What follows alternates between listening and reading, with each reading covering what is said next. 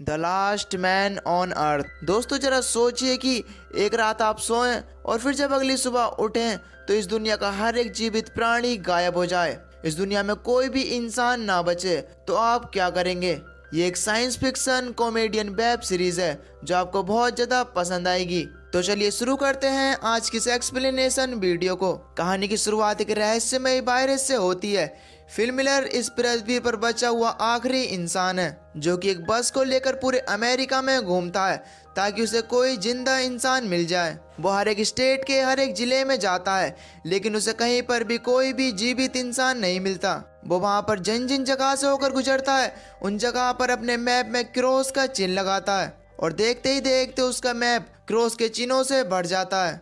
वो जिन जिन जगह से होकर गुजर रहा था वो वहाँ से अपनी ज़रूरतों का सामान लेकर वहाँ से निकल जाता है और जब इसे पूरे अमेरिका में कोई भी इंसान नहीं मिलता तो वो वापस से अपने शहर टेक्सन आने का फैसला करता है। वो वहाँ पर जितने भी बोर्ड लगे हुए होते हैं उन पर अलाइव इन टेक्सन लिखता है ताकि कोई भी इंसान अगर इस बोर्ड को देखे तो वो समझ जाए कि टेक्सन में कोई ना कोई इंसान जिंदा है। अब फिल मिलर इस शहर के सबसे बड़े घर को अपने रहने के लिए चुनता है और उसने जगह जगह से जहाँ से भी चीजें चुराई थी वो अपनी उन चीजों को लाकर उस घर में सेटल कर देता है और वो अपनी फैमिली को याद करता है। खैर अब वो रात में सोते समय गॉड से अपने किए गए कारनामों पर माफी मांगता है और वो गॉड से अपने लिए एक लड़की की मांग करता है। अगली सुबह वो अंडरपैंट में ही शॉपिंग का सामान लेने के लिए जाता है। वो सुपरमार्केट के कांच को अपने पिस्टल से ही तोड़ देता है क्योंकि उसे पता होता है कि उसे यहाँ पर कोई भी नहीं देख रहा है और वो वहाँ पर पहुंचकर हर एक वो काम करता है जो एक नॉर्मल इंसान नहीं कर सकता।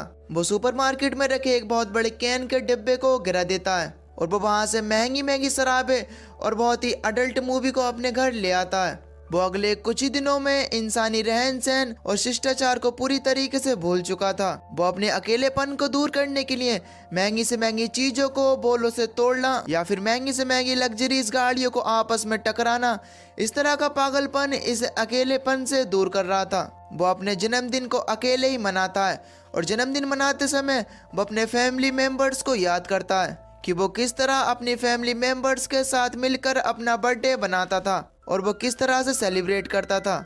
उसके अकेलेपन को दूर करने के लिए उसके साथ कोई भी नहीं था।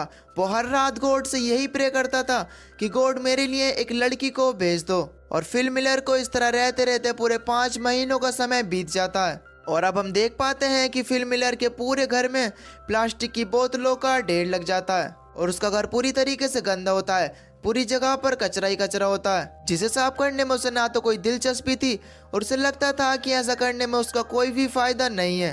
अब वो शराब में ही नहाता था और उसे ही पीता था बिल्कुल एक बच्चे की तरह। अब वो अपने अकेलेपन को दूर करने के लिए वॉल पर फेसेस बनाकर उनसे बात करने की कोशिश करता है। रात के समय में वो एक लड़की के स्टेज को घूरता रहता था और वो हर समय लड़की और सेक्स के बारे में ही सोचता रहता था। अब वो उस स्टैचू के पास जाकर उस स्टैचू को किस करता है लेकिन तभी उस स्टैचू का हाथ टूट जाता है और इसी के साथ फिल मिलर का दिल भी टूट गया था।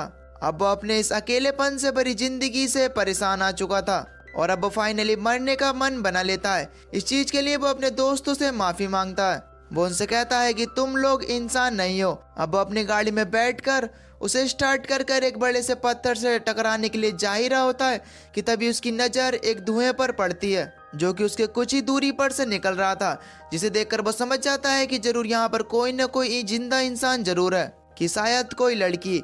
इसलिए वो अपने मरने का मन छोड़ देता है और अब वो सीधा उस धुएं की ओर जाता है जहाँ पर उसे कुछ ऐसा देखने के लिए मिलता है जिसे वो सालों से देखना चाहता था। एक लड़की के कपड़े जिसे किसी ने सूखने के लिए डाला हुआ था। फिल मिलर उन कपड़ों को सूंघने लगता है और तभी वो बेहोश हो जाता है और अब जब उसे होश आता है तो उसे लगता है कि वो एक खूबसूरत लड़की की गोद में है जो कि उसे किस कर रही है। और अब जब उसे वास्तव में होश आता है तो वो देखता है कि एक लड़की उसे किस कर रही है जो कि उससे उम्र में कुछ बड़ी होती है।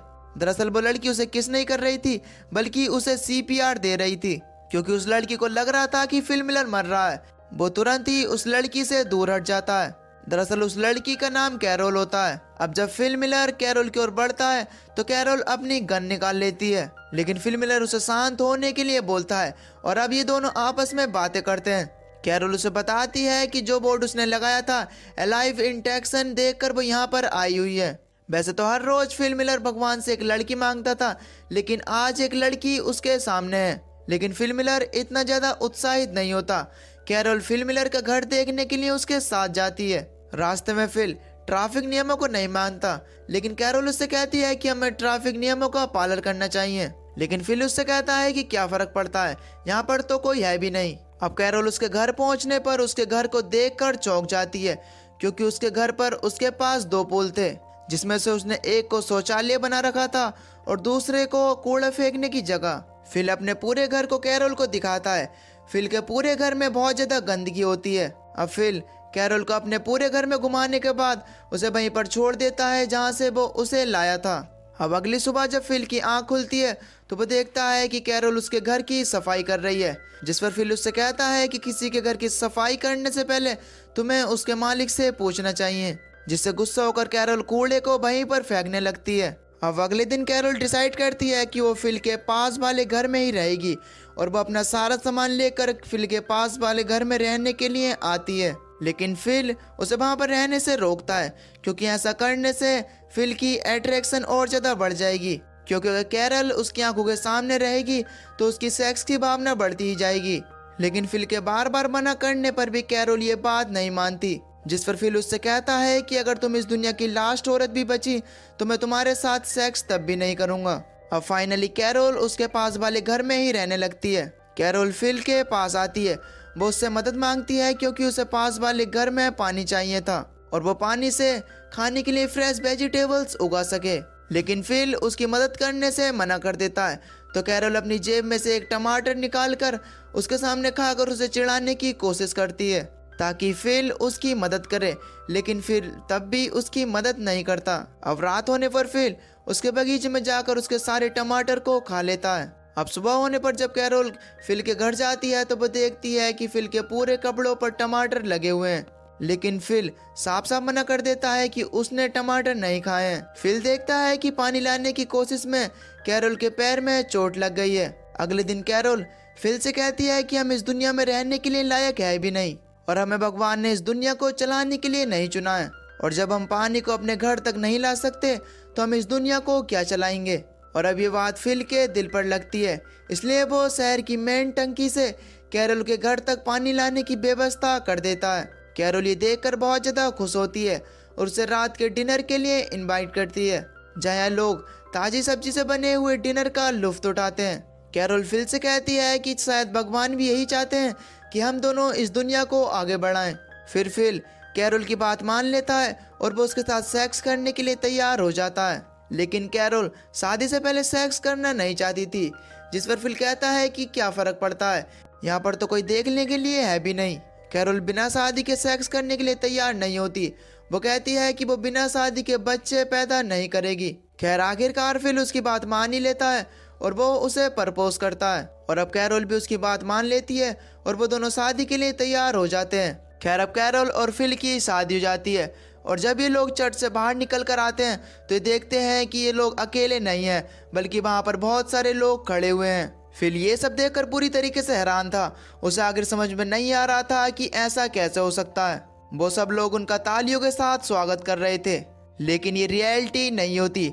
दरअसल ये फिल का एक सपना होता है। और अब जब फिल की नींद खुलती है तो वो तुरंत जाकर खिड़की के बाहर देखता है, और जब उसे पता चलता है कि वो सिर्फ उसका एक सपना था तो उसे थोड़ा सुकून मिलता है।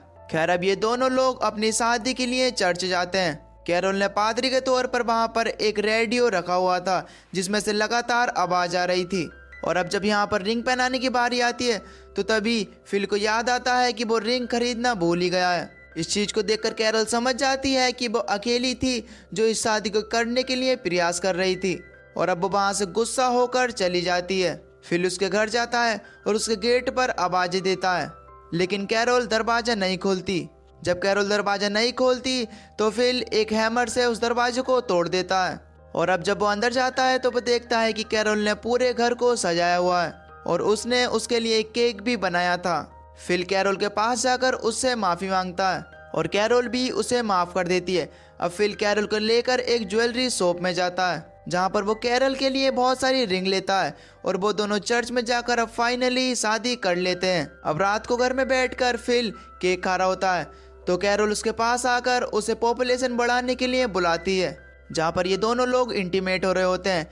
लेकिन फिल कैरोल के साथ इंटीमेट होने में ज़्यादा इंटरेस्ट नहीं रखता। अगले दिन कैरोल फिल के साथ मिलकर हर वो काम करती है जो कि फिल को करना पसंद था, जैसे कि गाड़ी से कैन को तोड़ना और आग से खेलना।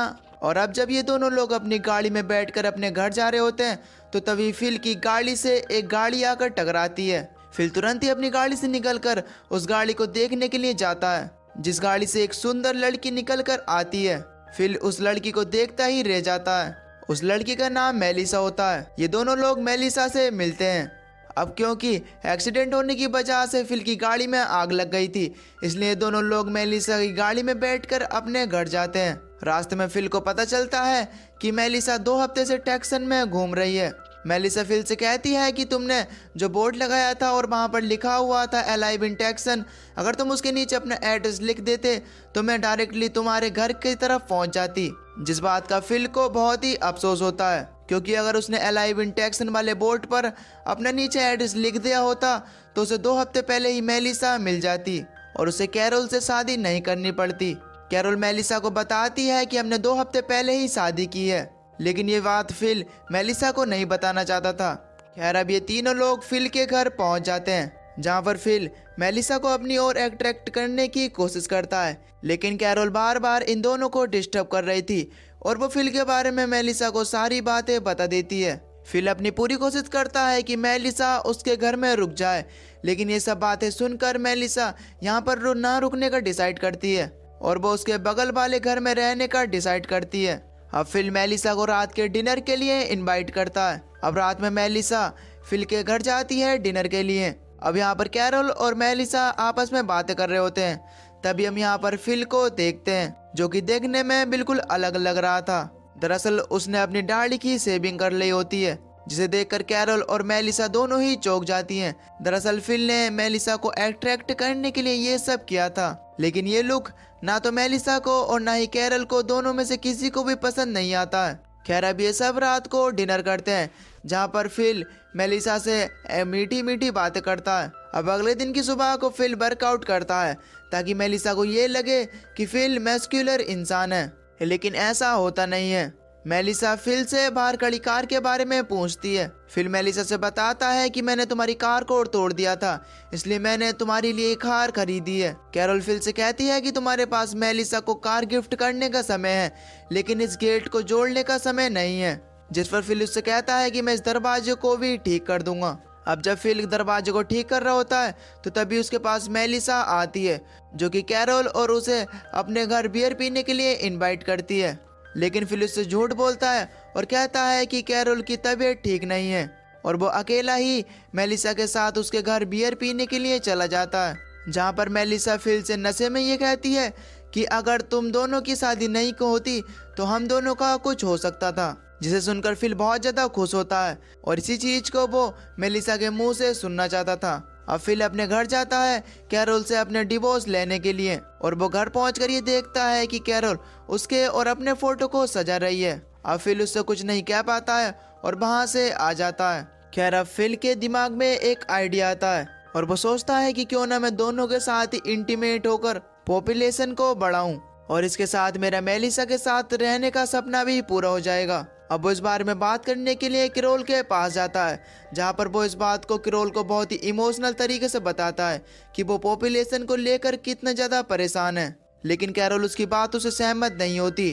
फिल उससे कहता है कि अगर हमारे ही बच्चे हुए तो पॉपुलेशन तेजी से कैसे बढ़ेगी। अब इस बारे में कैरोल थोड़ा बहुत कुछ सोचती है और वो मेलिसा के साथ उसे सेक्स करने की इजाज़त दे देती है। मेलिसा भी इस चीज को लेकर पूरी तरीके से एग्री थी। अब उनके इस फैसले से फिल पूरी तरीके से बहुत ज्यादा खुश था। उसकी खुशी का ठिकाना नहीं था।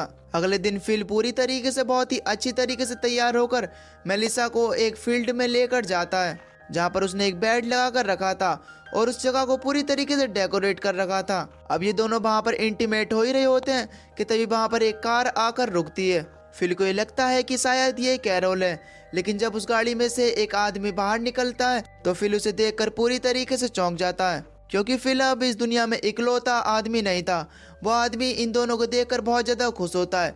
वो इन दोनों को अपना नाम टॉड बताता है। फिल टॉड को देखकर बिल्कुल भी खुश नहीं था क्योंकि उसने उसके सारे सपनों पर पानी फेर दिया था। और इसी के साथ इस सीरीज के दोस्तों तीनों एपिसोड यहीं पर खत्म हो जाते हैं। दोस्तों क्या आगे फिल मेलिसा को प्रपोज कर पाएगा और क्या कैरोल ऐसा होने देगी? इसके आगे के एपिसोड और भी ज्यादा इंटरेस्टिंग है। और अगर आपको इसका अगला पार्ट देखना है तो नीचे कमेंट में नेक्स्ट पार्ट टाइप जरूर करना। अगर आपको एक्सप्लेनेशन थोड़ी सी पसंद आई हो तो प्लीज वीडियो को लाइक करके चैनल को सब्सक्राइब जरूर कर देना। बाकी मैं मिलता हूँ आपको न्यू वीडियो में, तब तक के लिए till then take care, love you, bye bye.